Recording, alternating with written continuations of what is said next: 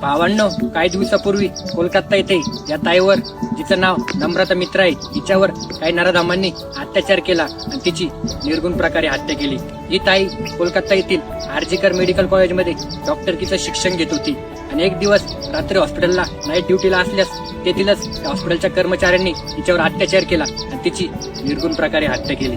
प्रत्येक आई वडिलांना वाटतं की आपल्या मुलीने शिकावं आणि मोठं व्हावं, पण जर ती मुलगी आपल्या कामाच्या ठिकाणी किंवा कॉलेजमध्ये जर सुरक्षित नसेल तर मग सुरक्षित कुठे असणार। आणि त्या कोलकाताचेच काय नेते म्हणतायत की त्या मुलीने रात्री बेरात्री बाहेर कशाला फिरायचं आणि तिनेच त्या नराधमांना प्रवृत्त केलं अत्याचार करण्यासाठी आणि तिच्या घरच्यांना देखील टॉर्चर केलं जातंय।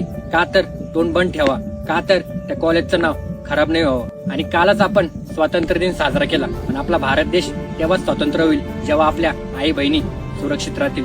भावांनो, ही घटना फक्त त्या राज्यापुरती मर्यादित नाहीये, तर आता त्यापासून आपल्याला एक धडा भेटतोय की उद्या हे आपल्या आया बहिणींसोबत पण होऊ शकतं। त्यामुळं त्या घटनेला जेवढं उचलता येईल तेवढं उचला, जेणेकरून त्या ताईला न्याय भेटेल। त्या नराधमांना अशी शिक्षा भेटली पाहिजे जेणेकरून कुठल्याच नराधमाची आपल्या आई बहिणीकडे वाईट नजरेने बघायची हिंमत होईल नाही पाहिजे। हा व्हिडिओ जेवढा होईल तेवढा शेअर करा, जेणेकरून सर्वांपर्यंत हा व्हिडिओ पोहोचला पाहिजे।